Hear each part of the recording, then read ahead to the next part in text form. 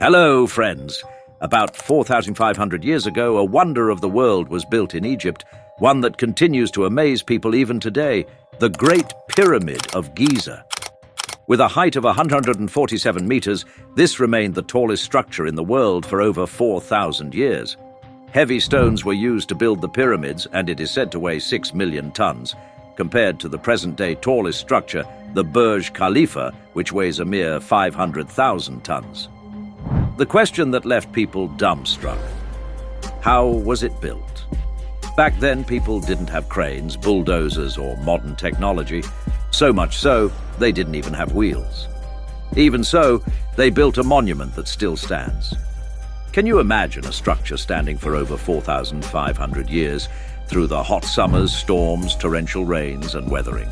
There's no other surviving structure as old as this and as big as this. How was this made possible? Come, let's understand the mystery of the pyramids in this video. The Great Pyramid is arguably the most enigmatic structure on the face of the Earth. Built around 2500 BC, it is the tallest structure on Earth for more than 3,500 years. Built as gargantuan tombs of shining white limestone, the pyramids are designed to hide the dark secrets of the dead. The more we go back in time, the more difficult it gets to figure out sure-shot what happened, when, and how. It is estimated that the Great Pyramid of Giza was built in the year 2560 BC by the pharaoh Khufu. The monarchs of ancient Egypt are known as pharaohs. We don't know much about Pharaoh Khufu except that he was the second monarch of the 4th dynasty of the Old Kingdom of Egypt. His reign is a highly debated topic, however, some historian estimates claim 23 years, some 34 years, and some more than 60 years. The pyramid is located on the west bank of the River Nile, and if you see photos or videos of it, you'll see that it isn't the only pyramid. You'd see 2 other pyramids built on the same site. Of the 3, the tallest is the Pyramid of Giza, also known as the Pyramid of Khufu. Smaller than it is the Pyramid of Khafre, the second largest pyramid in Egypt. It is said to have been built by Khufu's son Khafre.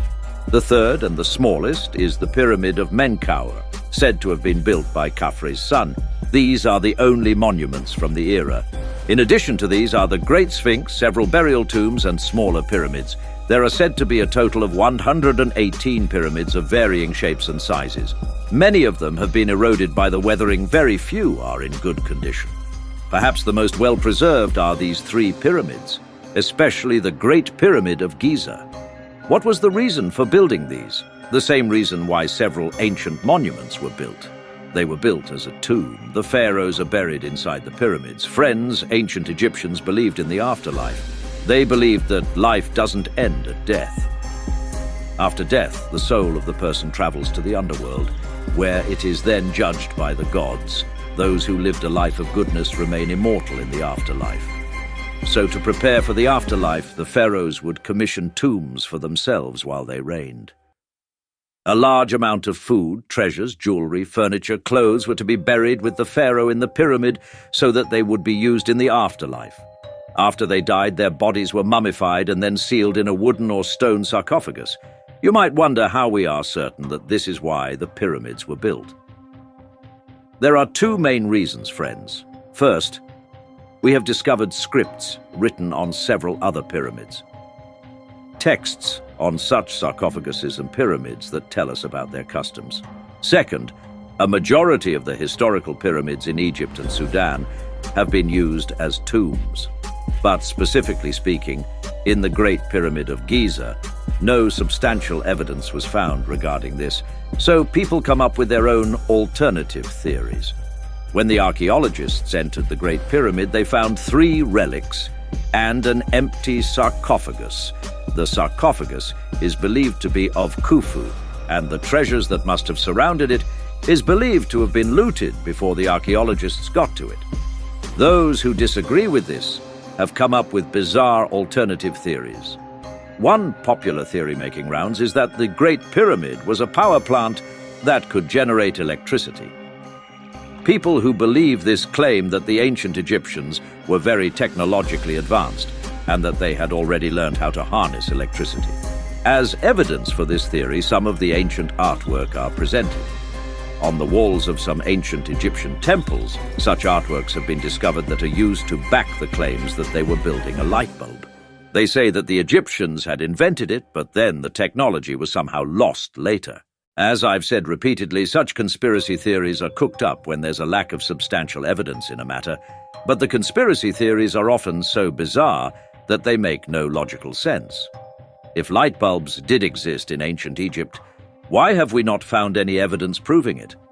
In reality, this artwork depicts an Egyptian mythological story. Another popular theory claims that the pyramid was a granary to store the crops. This theory was proposed by American politician Ben Carson in 1998. According to his personal theory, the pyramids were built by Jesus Christ's father. My personal theory is that Joseph built the pyramids in order to store grains. Now, all the archaeologists think that they were made by pharaohs, okay? Friends, here you can see the second major reason for coming up with conspiracy theories: religious appeasement by politicians. Anyway, today it is absolutely clear, with all the historians in agreement, that the Great Pyramid of Giza was built as a tomb. Back then, people believed that the grander a tomb, the more treasures and food in a tomb, the better would be the afterlife of the pharaoh. Now, we get to the biggest question. How were these pyramids built? Honestly, this is the most mysterious aspect of the pyramids. How did the people build a 147-meter tall structure using these enormous rocks that weigh anywhere between 2.5 tons to 80 tons? Each stone is carved so meticulously and evenly when there were no standard tools for carving. How were the stones stacked on top of each other when people didn't even use wheels? All of this within a period of 20 years. Friends, the Great Pyramid of Giza is said to have been built in 20 years. There are several theories regarding this. I won't be talking about bizarre conspiracy theories here, but before we discuss the theories, let's look at the misconception that people have regarding the pyramids. Films show slave labor being used to build the pyramids, poor slaves forced to work here all day and getting brutally abused and whipped by the supervisors. You would have seen this in some film or the other. For a long time, people believed that slaves built the pyramids. A Greek historian from the 5th century BC, Herodotus, was the first to suggest that slaves built the pyramids. But today, we know this to be false. People who built these pyramids were highly skilled laborers. They weren't starved and abused, rather they were given abundant food. They were fed so well that they were stronger and more well-fed than the average Egyptian citizen back then. They dwelled in cities near the construction site. Various communities supported them across the seasons, such as farmers. When the farmers weren't actively engaged in their fields, they would help with the construction in their free time. In a way, the citizens in the kingdom were united for the success of the national project.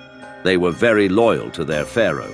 About 20,000, 30,000 workers were involved in its construction, working 10 hours a day. About 5.5 million tons of limestone, 8,000 tons of granite, and 500,000 tons of mortar were used. Most of these materials were sourced from the nearby areas. At most, they were brought in from the region of southern Egypt that was around 800 kilometers from the site. The question arises, how were these rocks cut? Copper was the most common metal used then. The tools were made of copper. The harder rocks of granite were broken with dolerite. They used some unique methods, such as finding cracks and holes in the rocks, putting in wooden wedges soaked in water in those cracks. When the rocks absorbed the water, the wedges would expand and the rock would break apart. Now, a major question is, how were these stones moved? Back then, wheels weren't used in carts. There wasn't a vehicle with wheels that they could load up with the stones and easily push it to the site. A plausible theory is that they built rafts that floated on the river to move the stones from the quarries. And once the stones were at the pyramids, they were stacked on top of each other using sledges over wet ground. This is an interesting theory discovered recently in a study in 2014. The basis of this theory is this painting, found at the tomb of Jehuti-Hotep. This is a later tomb built around 1900 BC. In this painting, you can see 170 people pulling this statue on a sledge. Ropes were used to pull this heavy statue. If you look closely at the painting, you'd see that a man is pouring water on the sand in front of the statue. At first, archaeologists believed this was a part of the ritual. a tradition perhaps of pouring water before the sledge. When this was tested out by physicist Daniel Bonn and his team, they found that having a certain amount of water in the sand reduces the friction between the ground and the thing being pulled. This is a specific ratio, about 2% to 5% of water into the sand. It makes it easier to pull things on wet sand. Once we understood this, the next question is, how were the stones stacked on top of each other? How were these heavy stones lifted up without heavy machinery? Normally, a system of pulleys can be used to lift them. But as I told you, wheels, as we know it, didn't exist in Egypt during the 4th dynasty. It existed for pottery only. Friends, they had built an efficient system of ramps. In 2015, a team of English and French archaeologists uncovered a 4,500-year-old wooden ramp in a quarry. Scholars suggest that a ramp must have been built like this, a straight slope from the ground to the top. To move the stones up the slope, they installed a system of wooden pillars on the sides of the slopes, and then they used the ropes around the pillars to pull up the stones, as you can see in the artwork on the screen. This was suggested by physicist Joseph West in 2014. According to this theory, after completing a level of the pyramid, they would have created a new slope. And to ensure that the angle of the slope wasn't steep, they would have built a long slope. By building a long slope, the tilt of the slope could be reduced. In another theory, it was suggested that they might have used levers to stack the stones on top of each other. Look at how it works in this drawing. Basically, they would need to take a middle point which would be higher, a long pole would be put atop it, with weight on the other side of the pole, and then it would be easier to lift, turn, and place the stone as planned.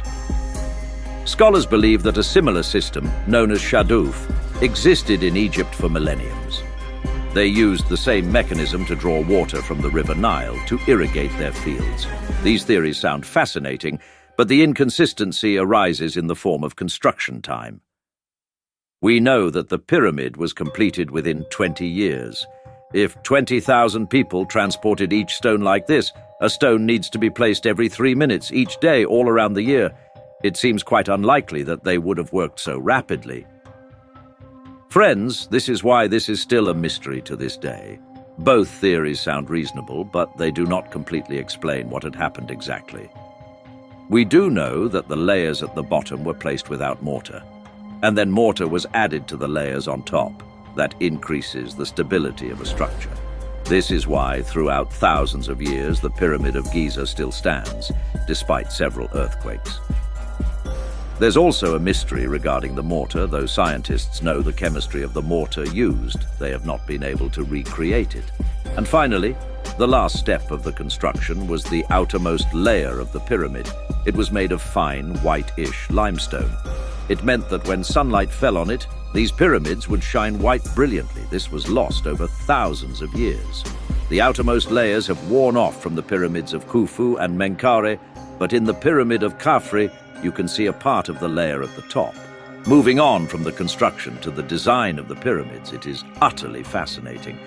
Did you know that the pyramids are designed in a way that the directions point exactly towards north, east, south, and west?